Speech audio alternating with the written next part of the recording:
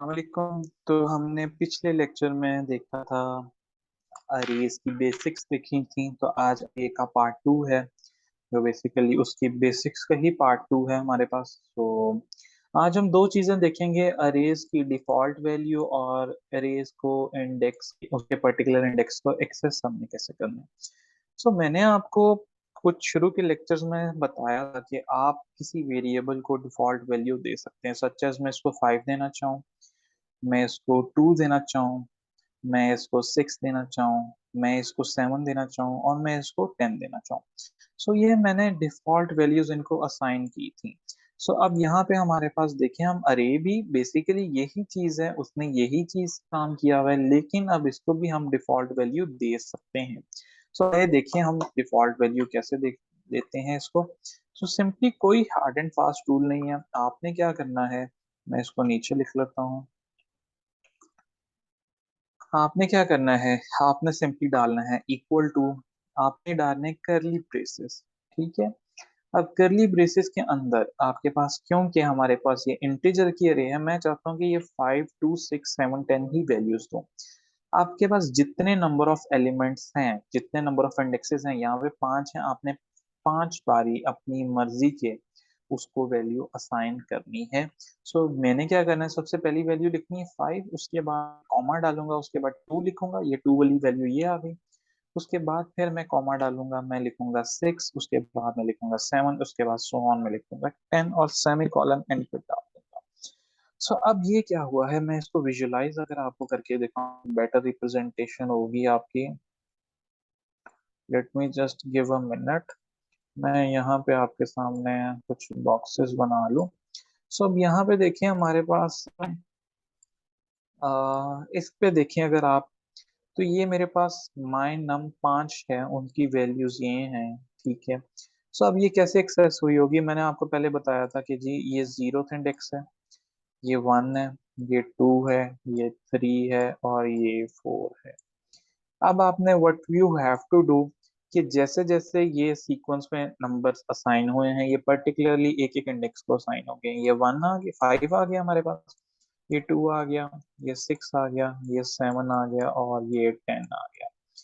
अगर आप इसको देखें, अगर मैं इसको कहूँ ये num1 की वैल्यू मैंने स्टोर कर ली, ये num2 की मैं n2 लिख लेता हूँ, ये n3, ये n4 और ये n5 की मैंने वैल्यू स्टोर। अब यहाँ पे देखें, जो मेरे पास ये वाले नंबर्स हैं, अब मैंने 5 वेरिएबल्स डिक्लेयर कराए और मैंने एक, अब मेरे पास कितने स्टेटमेंट्स लिखनी पड़ी मुझे, 1 2 3 4 5 बार स्टेटमेंट लिखनी पड़ी। ये मैंने सिर्फ एक बार स्टेटमेंट लिखी, उसमें डिफॉल्ट वैल्यूज दी और मेरे नंबर।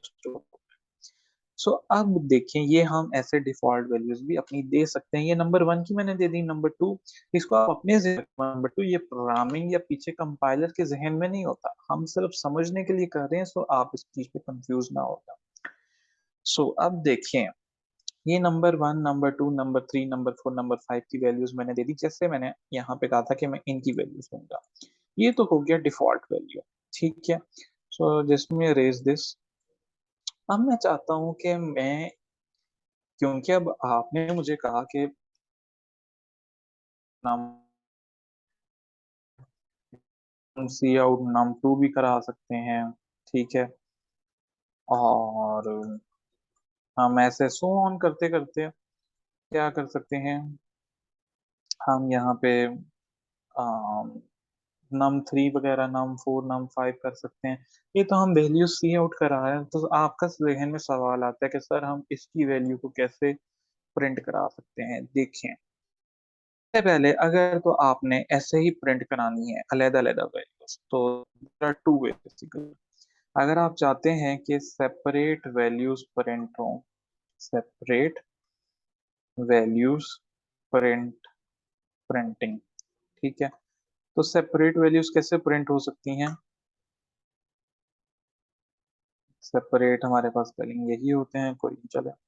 सेपरेट वैल्यूज का प्रिंट करने का क्या होता है तरीका, आप सबसे पहले लिखते हैं अपनी अरे का नाम, मेरी अरे का नाम है माइनम, ब्रैकेट डालते हैं ये स्क्वायर, और उस ब्रैकेट के अंदर आप लिखते हैं कि आपको पर्टिकुलर कौन से इंडेक्स की वैल्यू प्रिंट करानी है। दोबारा रिपीटिशन पे मैं आपको ये बता रहा हूँ, रिपीट करके आपको पर्टिकुलरली कौन से वेरिएबल की वैल्यू, इंडेक्स की वैल्यू प्रिंट करानी है। हमारे पास इंडेक्सेस कौन से हैं, ये वाले इंडेक्सेस है हमारे पास। आपको कौन से इंडेक्स की वैल्यू प्रिंट करानी है, आपने वो इंडेक्स नंबर नंबर वन जो कि जीरो इंडेक्स पे, उसकी वैल्यू प्रिंट करानी है। आपने जीरो लिखना है और आपके पास ऐसे करके बेसिकली हम सी स्टेटमेंट में लिख रहे होंगे। सो मैं आपको दिखाता हूँ कि आपने कहा जी सर जीरो था, जो नंबर वन है उसकी वैल्यू प्रिंट कराएं। आपको पता है नंबर वन पड़ा जीरो इंडेक्स पे। आपने क्या किया, स्क्वायर ब्रैकेट डाला, आपने जीरो डाला, ठीक है। उसके बाद चले हम एंगल भी डाल देते हैं। आपने ऐसे इसकी वैल्यू प्रिंट करा ली। अब मैं आपको अगर शो करके दिखाऊं आउटपुट पे, तो मेरे पास एक्चुअली 5 प्रिंट होना चाहिए, ठीक है। वो मेरे पास 5 देखें प्रिंट हो रहा है, ये मेरे पास 5 आ रहा है। सो अब ये देखिए यहाँ पे मेरे पास सबसे बड़ी, अब क्योंकि नंबर वन की भी वैल्यू 5 है, लेकिन मैंने अब क्या, कलेक्शन, अरे collection of data, collection of data. सब आप देखें यहाँ पे, अब आप कहते हैं कि सर मुझे पूरी अरे के इंडेक्स पर इंडेक्स नंबर प्रिंट करके दिखाएं। मैं कहता हूँ चलें ठीक है, मैं अब क्या करूंगा, मैं वन इंडेक्स का प्रिंट कर लूंगा, मैं टू का, मैं थ्री का, मैं फोर। सो अब देखिए यहाँ पे मेरे पास एक्चुअली क्या प्रिंट होगा, मेरे पास ये पूरी अरे प्रिंट हो जाएगी, 5 2 6 7 10, 5 2 6 7 10, ठीक है। आपने कहा था ये नंबर वन की वैल्यू, नंबर टू की, नंबर थ्री की, नंबर फोर की और नंबर फाइव की, यही एज इट इज हमारी अरे में प्रिंट हो गई। इन केस अगर आप कहते हैं कि कि सर पूरी अरे कैसे प्रिंट होगी, तो चले हम एक ट्राई करके देख लेते हैं।